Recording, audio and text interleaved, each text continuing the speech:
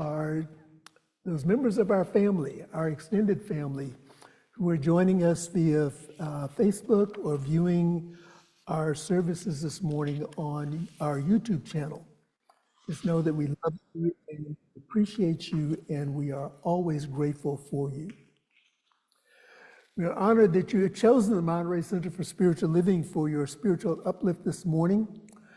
And we are concluding our January series, Stretching into Possibility. And during the month, we have learned how to create new possibilities. We embrace the power of mindfulness and intentional living to cultivate a fertile ground for growth and transformation. And this is what we're about. This is what our life is about. Identifying ways to expand for our own personal growth and transformation. And our topic for today, January the 26th, is Choosing Possibility. And this invites us to look at ways to empower ourselves and make conscious choices that open the doors to limitless opportunities. And I share this quote from Ernest Holmes, our founder, who wrote this in the textbook, Science Mind textbook. I often select quotes from Holmes from different writings, so I had to make sure I'm offering you the right source. So on page 51 in the Science Mind textbook, Holmes wrote this: "One of the great difficulties in the new order of thought is that we are likely to indulge in too much theory and too little practice. As a matter of fact, we only know as much as we can prove by actual demonstration. That which we cannot prove may or may not be true. But that which we can prove certainly must be and is the truth." Now, just to give you a little context for when Holmes wrote this, this is from our Science of Mind textbook, which was written in 1938. And there have been some slight revisions through the years, but our basic text was written in 1938. And so this language where Ernest Holmes is introducing this idea of a new order, this is during the period when the Transcendentalists were operating here in the United States. The movement had made its way to the United States. It was also the beginning of what is known as the New Thought movement. And the New Thought movement is just basically change your thinking, change your life. And so I try and offer you these settings so that we have a little bit of a context for the timeless lessons and teachings of the science of mind. Fast forwarding to modern day, Reverend Dr. Michael Beckwith, who is the founder of the Agape Spiritual Center in Los Angeles, wrote this: "If you continue identifying yourself by what you do, you limit the great law of life that responds to you.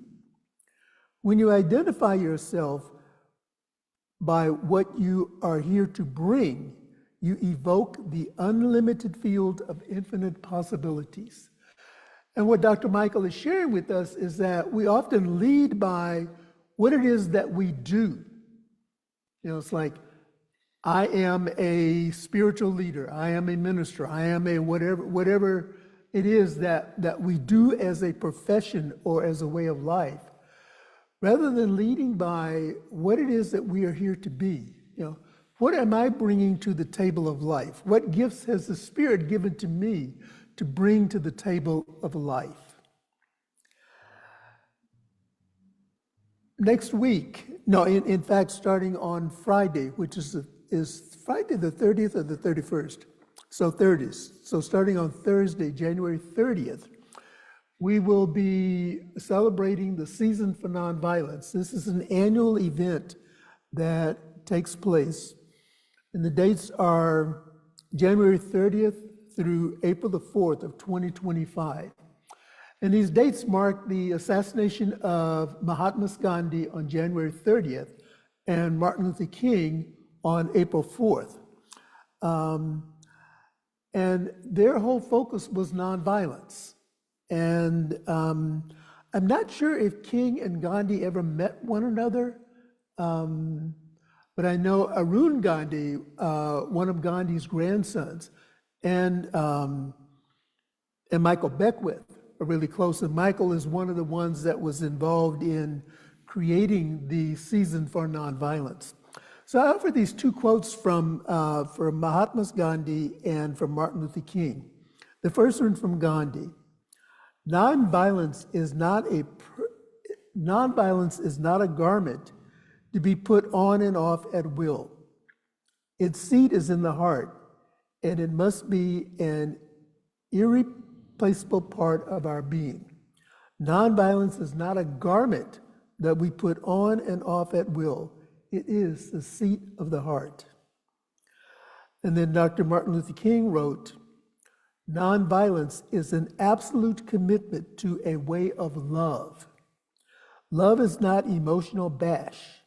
It is not empty sentimentalism. It is the active outpouring of one's whole being, the being and the order of life. And so I'm tying this into and setting us up for the season. I'm tying it into our theme for today, our theme for the month, stretching into possibility and choosing possibilities. Nonviolence is a choice. And the possibilities within choosing nonviolence are infinite. So there's infinite opportunities to expand. And,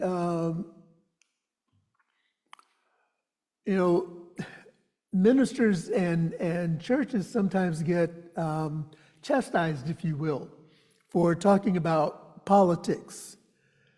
And what I have come to understand is that discussing the political sphere is a healthy discourse. What we are not to do is endorse a particular party or a particular candidate that is running for office. And so I want to tie this idea of nonviolence into the political divide that is happening here in our country right now. And there's depending on which side of the aisle you happen to be sitting on, or which side of the aisle you more affiliate with, it's easy to have the fingers pointing this way, or have the fingers pointing this way, and recognizing that when we point a finger out, there are actually four that are pointing back, because the thumb is pointing back at us and the other fingers are pointing back at us. And so let's be mindful of what we're pointing to. But I just want to offer this in the context of nonviolence. There are changes that are taking place that have people disturbed, rightfully so, have people upset, have people mad. And there are changes that are taking place that are bringing joy and excitement to people. And so in the practicing nonviolence, especially in our communication with one another, what we as people of faith are called to be and to bring to the table is that place of the heart that Gandhi and King talked about. This is a teaching, this is a basic teaching that we can include in our philosophy. This week, we also conclude our introduction to the Science of Mind textbook, which is traditionally that we do in the first 4 Sundays of January. And so we conclude today by looking at how to use it. And throughout the introduction to the textbook, Holmes invites us to think correctly. And in thinking correctly, what Holmes offers us is by using the law of mind, we consciously think. We give conscious direction to the creative intelligence, whether we call it God, spirit, or anything else, which responds to our thought. In fact, Ernest Holmes wrote in What We Believe, our Declaration of Principles, that this spirit, this intelligence, responds to the direct impress of our thought and acts upon it. So in essence, what we think is what shows up in our lives. And so if you want to know how your life is working, examine your thoughts. Ernest goes on to say in the textbook on page 60, paragraph 2, the mental attitude of the practitioner is one of denial toward every false condition that opposes the principle of life as one of absolute perfection. Now, in the context of Holmes using the word practitioner in the textbook and in other places in his writings, he's not talking about those of us who completed a formal course of study and became licensed practitioners. He's talking about each one of us who practices the principles of spiritual living, the principles of science of mind. So each one of us that is here this morning is a practitioner because we practice the principles of science of mind. We practice the principles of being in spiritual integrity with ourselves and with each other. In fact, someone recently asked this question, and it was out of a caution, and the caution is that sometimes people come into spirituality as an escape from conditions or pain or circumstances in their lives that they're not willing to face. And this is where the denial, the practice of denials come in. You know, if we are denying in the physical world or in the material world, if we're denying something that happened in our lives without really working with it, without dealing it, without bringing some resolution to it, and use spirituality as an escape method, what we're doing is bringing that toxic stuff that is a part of us and dumping it on people in the name of spirituality. And the example was given that the Army now uses meditation to train the soldiers who are getting ready to go into battle. And so this was offered as an idea of perhaps the incorrect use of meditation. You know, what is the basis of our meditation? Are we using and engaging in meditation to enhance and expand our awareness of the love and the givingness of life to all? Or are we using meditation or any other form of spirituality as a part of spiritual bypass? You know, we're bypassing the reality of the preciousness of life and the sanctity of life by training people who are going into war to come into this mindset that makes killing easier, if you will, or whatever the method is. I'm just offering that as an example. But I share this piece of good news with you.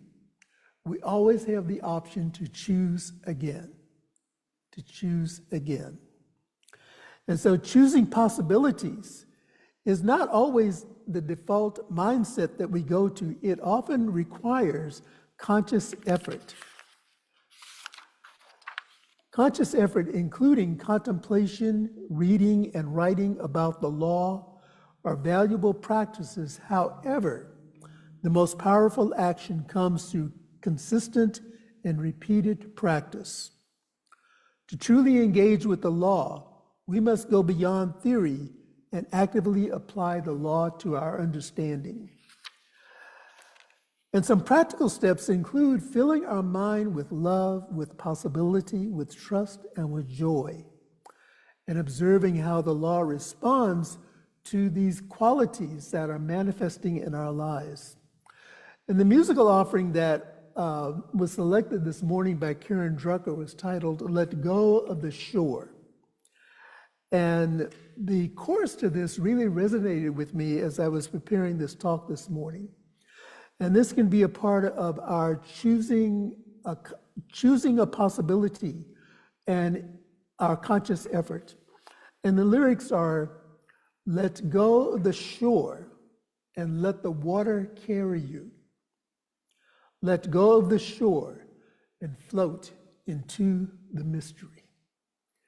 This is how we step into this idea of stretching and growing. And this is where possibilities reveal themselves to us when we let go and we float off into the mystery. And this is the purpose of our spiritual practices, to take us into that spiritual mystery where we know, and we know that we know that we know that God is absolutely all that there is. Much of our thinking and believing operates on autopilot, and it's a natural part of our humanity. Sometimes when we move into the spiritual awakening, especially coming into new thought, perhaps from a more traditional type teaching, we latch on to maybe a couple of buzzwords or maybe a couple of affirmations, and those are our fallback. And that's a good thing to have that fallback. But let us be mindful that we're not really operating on autopilot. This is not how we grow into possibilities. To create a meaningful change, we must respond by moving through our default thoughts and to being open to what is possible. For an example, one might affirm, I deny the power of self-doubt, and I affirm self-trust in my expanding life.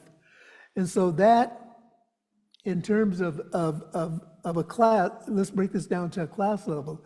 If we were treating the art and craft of spiritual mind treatment, this would be a perfect example of denial and affirmation in the spiritual mind treatment.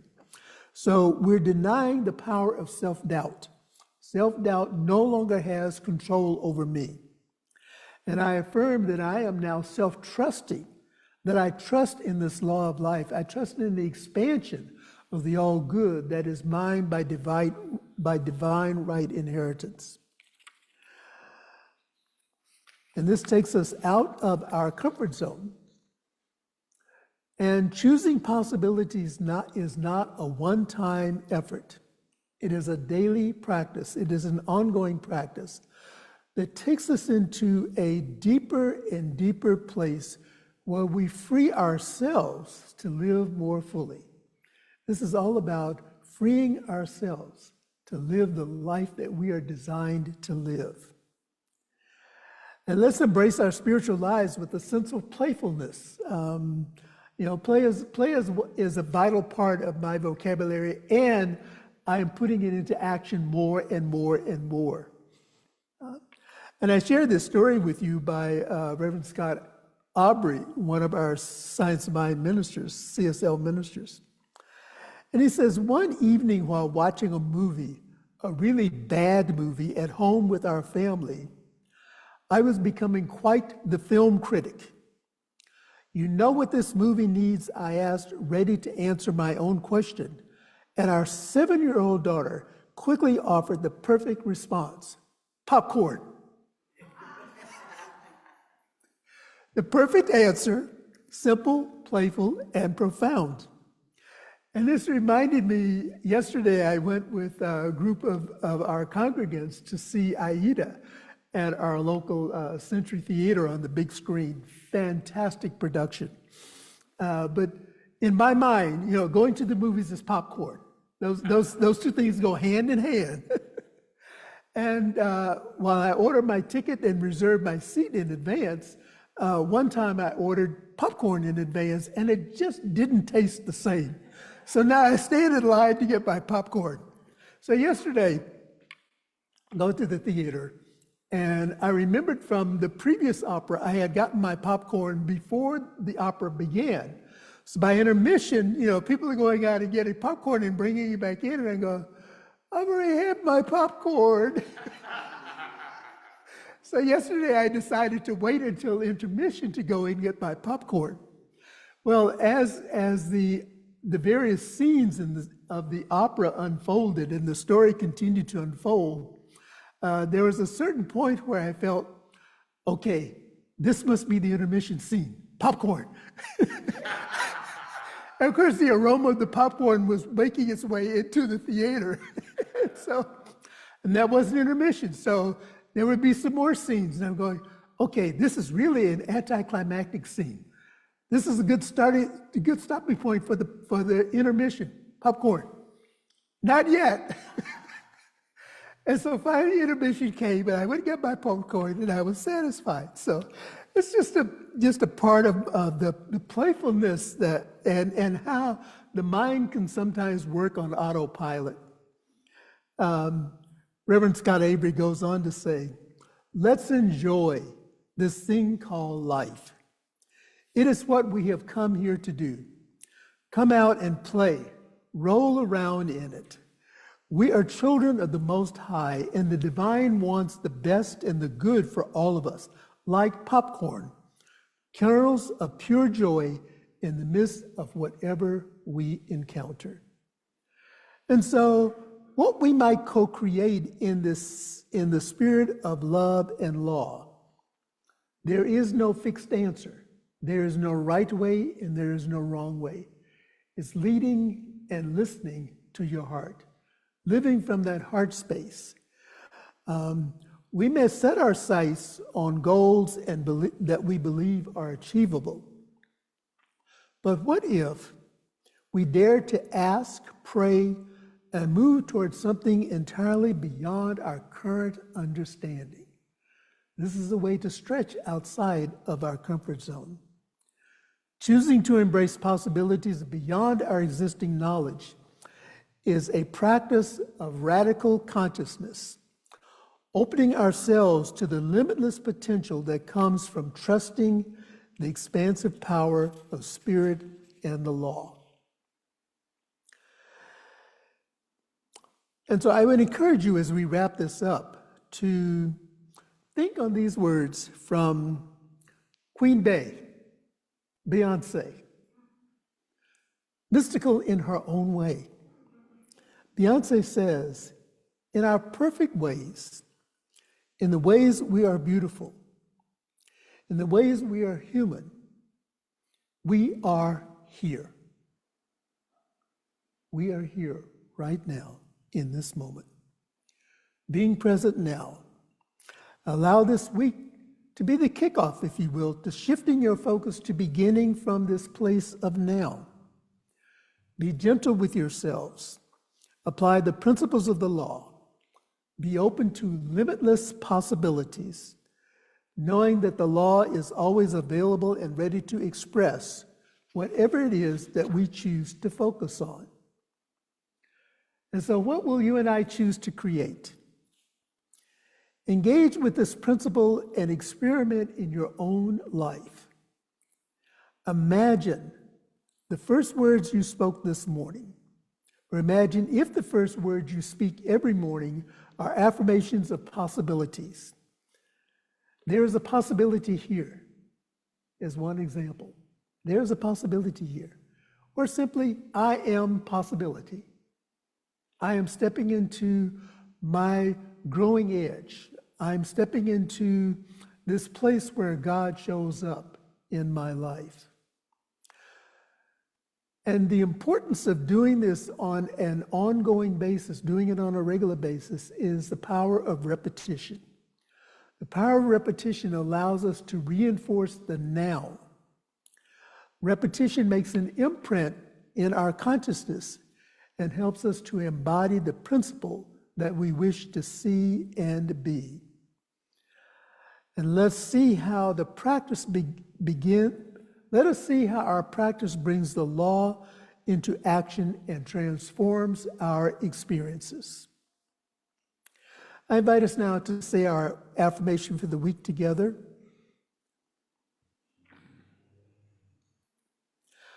I stretch beyond limits and embrace expansive potential.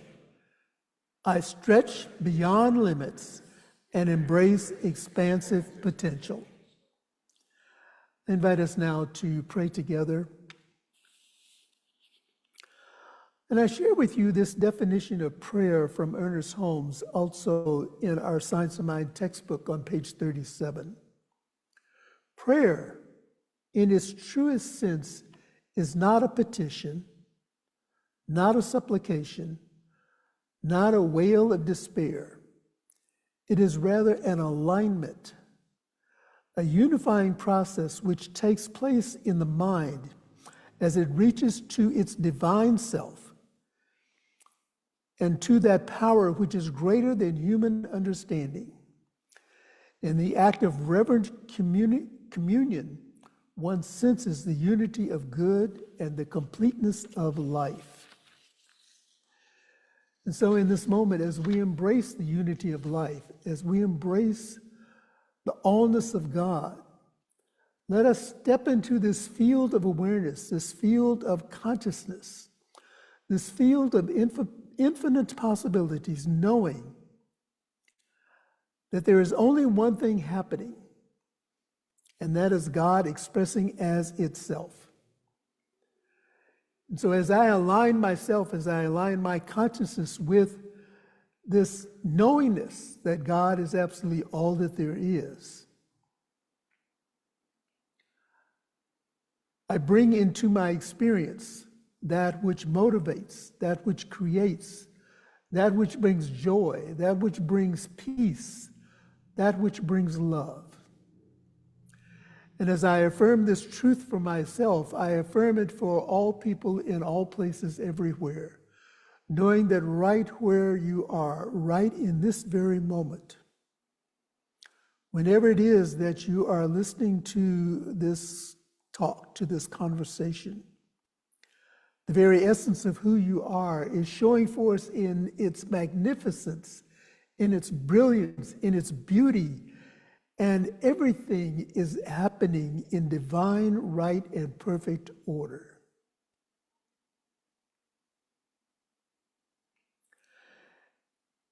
As I open myself to stepping into the void, as I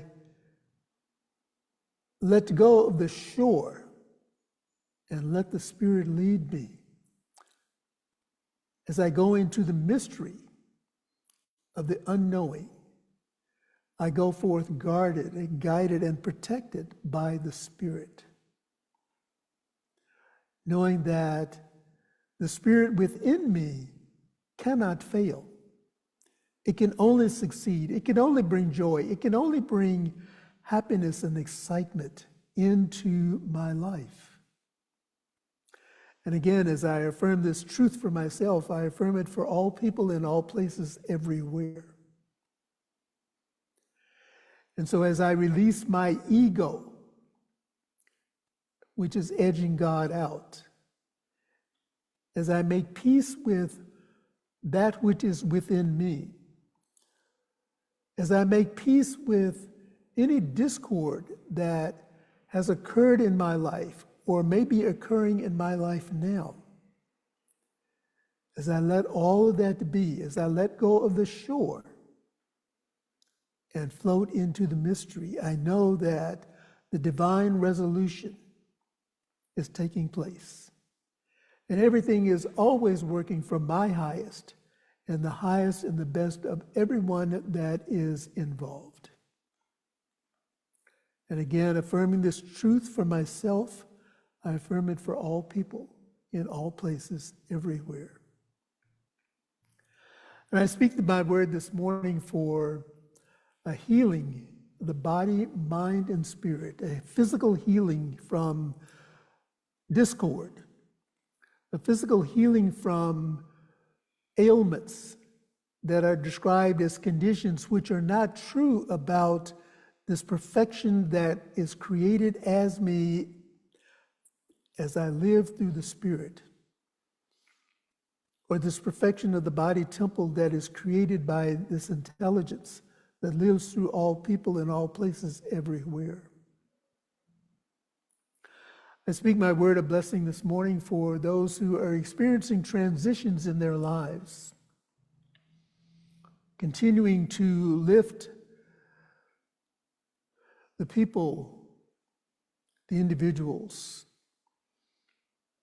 the wildlife, the first responders, all who are involved in the fires that are happening here in the southern part of our state of California.